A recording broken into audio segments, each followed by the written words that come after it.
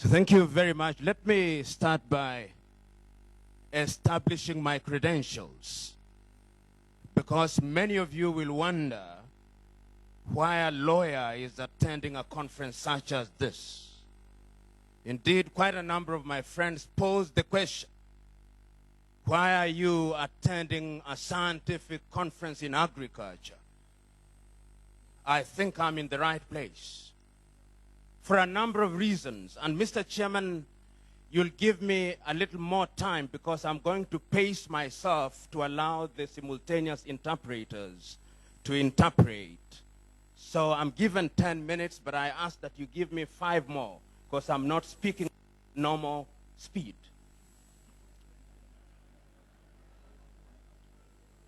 I have had the advantage of listening and walking around, and I'll be faithful to my subject. Number one, I've written a paper which is something between a speech and an academic paper. It will be circulated to you. Number two, I want to just mention a few things why I think that African agriculture will never be transformed unless we change. Number one, when the Vice President of Burundi was here, the entire press corps was around. They have now gone. And what is going to be reported in the newspaper tomorrow is that he opened the conference, and after that, what you are doing for the next 1 week will never be mentioned, except on 13th, when the Minister for Agriculture will be closing. That is Africa's tragedy, number one. Number two, the other reason why I don't think we'll go very far, and with due respect to all those who are funding this organization, it is DFID, it is USID, all non-African institutions. I invite you to read Dambisa Moyo's Dead Aid. Africa will go nowhere as long as Africa depends on friends of goodwill, whose names we keep on changing from time to time. Donors, development partners will never go anywhere. Number three, I've gone around here and collected a lot of literature.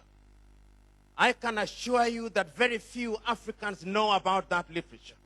In my village, I'm considered a very serious farmer, which is a tragedy because I'm not. I'm a lawyer.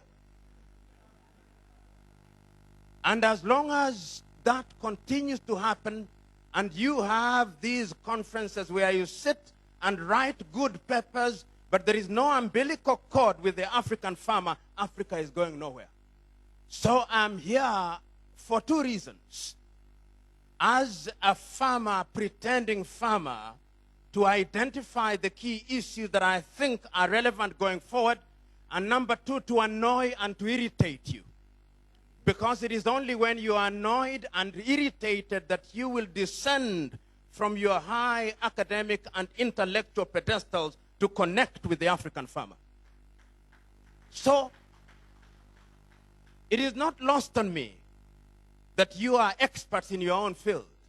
And in my paper I've said that perhaps I'm like a young maiden trying to teach grandmothers the finer points of suckling, which I'm not.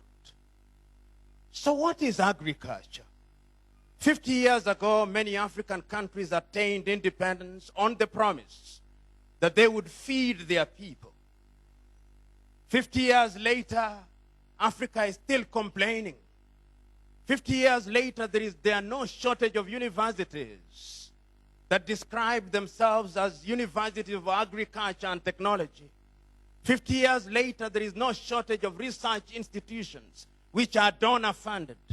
50 years later, many Africans are dying younger than they were dying in 1963. 50 years later, the nutrition levels have gone down. 50 years later, my rural village is worse off than it was when I was a young boy. 50 years later, we have generated numerous refereed papers. 50 years later, we have acquired PhDs and professors in different areas in agriculture, but 50 years later, a basket case.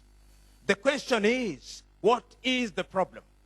When you take time, as I've taken during the tea break, to go out there, to look at what has been written by Kari, what has been written by the various organizations across the 11 countries, the food that is produced, whether it's coffee in Ethiopia, vanilla in Madagascar, coffee and livestock in Eritrea and different countries.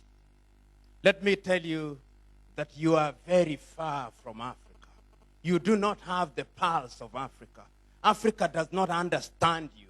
Africa does not even appreciate you because Africa does not know the good things you are doing, which are very good. So how are we going to change Africa? Is it by having annual jamborees? Is it by having high-level conferences of the scientific kind? Is it by writing numerous papers which are refereed, which are read amongst yourselves, preaching to the converted?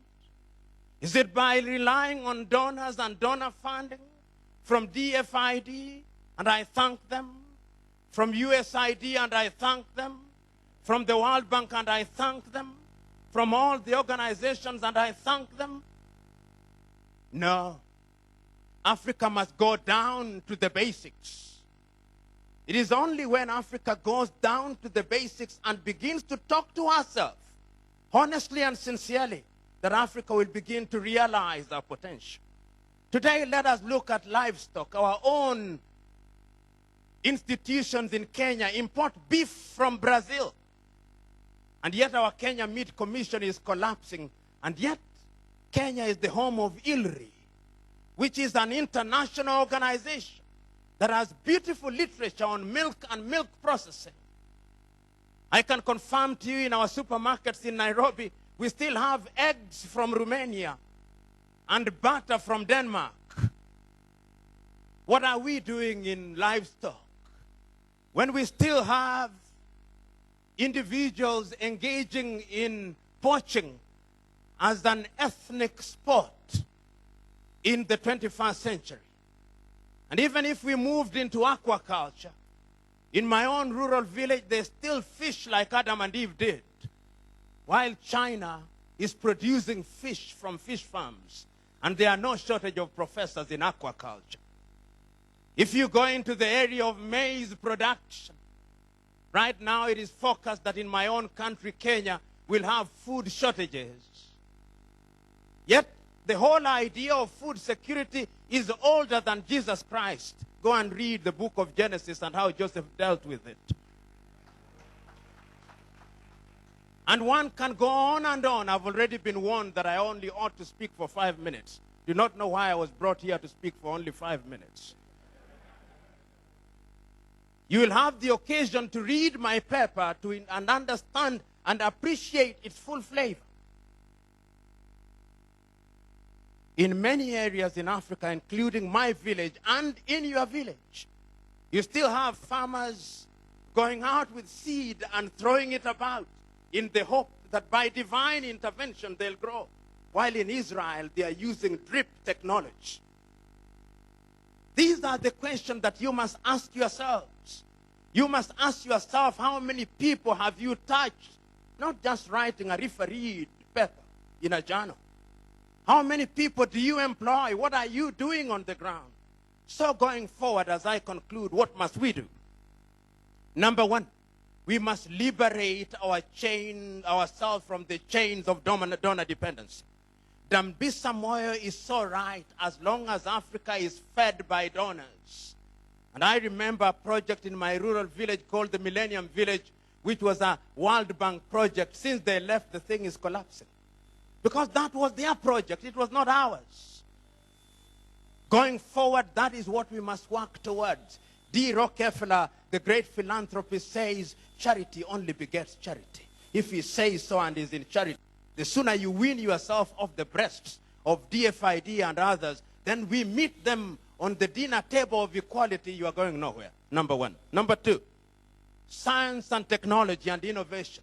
Calestas Juma, writing in the book that you've read, The New Harvest, is so eloquent that until and unless Africa begins to move in the right direction, in embracing science and technology, Africa is going nowhere.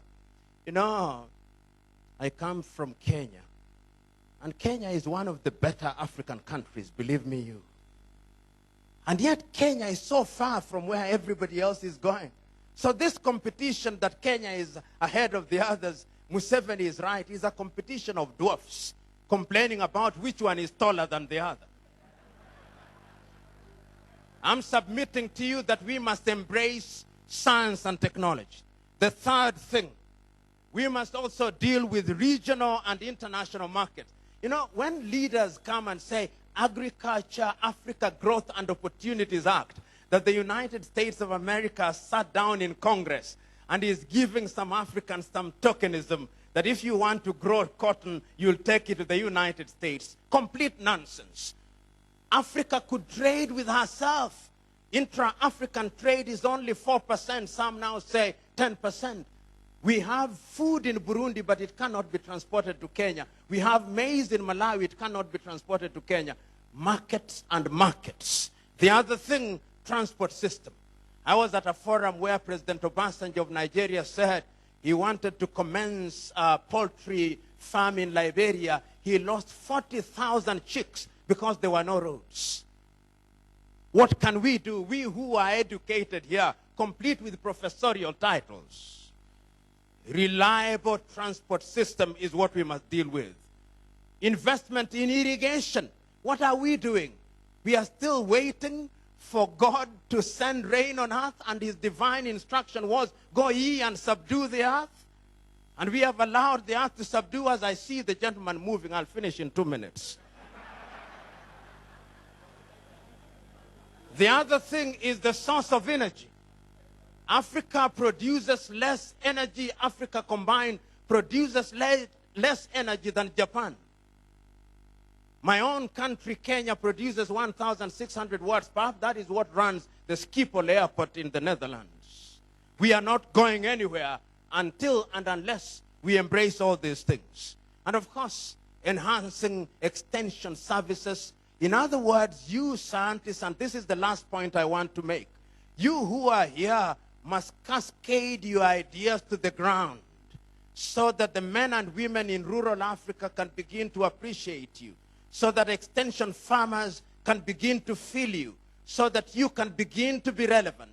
Otherwise, we will remain here orating ourselves in the void without much contribution. Because I want to finish on a spiritual note. You'll read my paper. And it tells you in summary that we have a problem, number one. Number two, it tells you in summary that we have opportunities. Number three, it tells you in summary that in order to seize those opportunities, we must go back to the basics. It tells you in summary that Africa must reorient and that Africa must engage in important soul searching. When he was reading the poem, he talked about prayer warriors. Africa sometimes seeks the things that require logic through illogical means. I'm submitting to you that until Africa changes her way of doing things, making effort where effort is required, embracing science where science is required, and liberating themselves from laboratories and research sites to the hard ground, Africa is going nowhere. But it can go somewhere if you men and women here on Friday take the solemn decision that what you are doing at Kari, what you are doing in your research stations will be cascaded to the African where they are at. I could have spoken on and on, but I'm being terrorized by the time managers. Thank you.